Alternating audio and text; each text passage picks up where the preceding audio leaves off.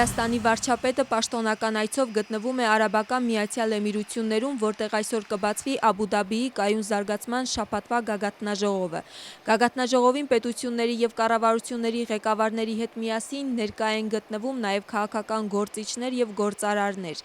Իրակլի Կոբախիձեն միջազգային հարթակում ելույթ կունենա վաղը։ Պանելային քննարկման հիմնական թեման կլինի միջին միջանցքը, Եվրոպայի և Ասիայի էներգիայի միջոցով կապակցումը։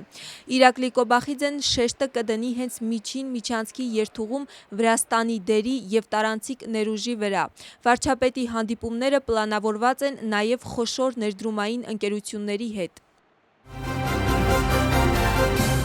Վրաստանի վարչապետի և Պրիբկո ընկերության հիմնադիրի հանդիպման շրջանակում ձևակերպվել է համագործակցության հուշագիր անշարժ գույքի ոլորտում նորարարական տեխնոլոգիաների ներդրման ուղղությամբ։ Հանդիպման ժամանակ զրույցը վերաբերել է Վրաստանում առկա բարենպաստ ներդրումային միջավայրին, վերջին տարիների ընթացքում առկա տնտեսական աճի միտումներին, ինչպես նաև զբոսաշրջային ներուժին և Վրաստանի կառավարության կողմից նորարարական տեխնոլոգիաների ներդրման ուղղությամբ ձեռնարկված քայլերին։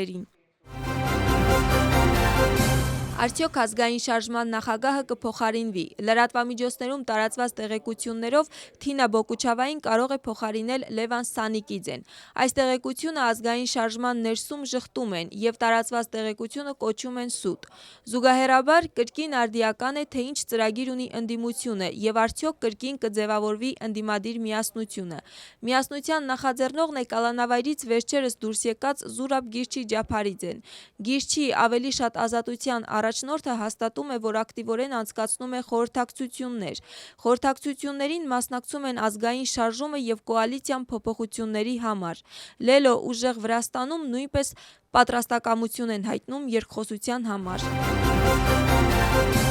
Թբիլիսիի փողոցներում անցկացվեց երթ Նեթգազեթիի և Բաթումիի հիմնադիր Մզիա Ամաղլոբելիի աջակցության համար։ Երթը սկսվեց Մարջանիշվիլիի հրապարակից ժամը 20:00-ին և Գալակտիոնի Կամրջի ու Միխեիլ Ջավախիշվիլիի փողոցի միջով հասավ Ռուսթավելի փողոց, որտեղ ավարտվեց խորհրդարանի մոտ։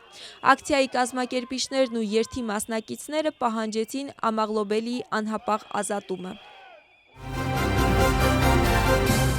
Բողոքի ցույցի 16-րդ օրը Իրանում։ Տարածված տեղեկություններով ընթացիկ բողոքի ցույցերի ընթացքում զոհվել է 648 մարդ, իսկ երկրի մասշտաբով մոտ 10,600 ակտիվիստ է ձերբակալվել։ Ի լրումն ավելի քան 96 ժամ է, ինչ Իրանի բնակչության մեծամասնությունը չունի համացանցի հասանելիություն։ ԱՄՆ-ն կոչ է անում իր քաղաքացիներին անհապաղ լքել Իրանի տարածքը ցամաքային ճանապարհով, անցնելով Հայաստանով և Թուրքիայով։ Իսկ նրանք, ովքեր չեն կարողանում երկրից մեկնել, ապաստան գտնել անվտանգ տեղերում և պաշարել սնունդ, ջուր, դեղորայք և այլ անհրաժեշտ պարագաներ։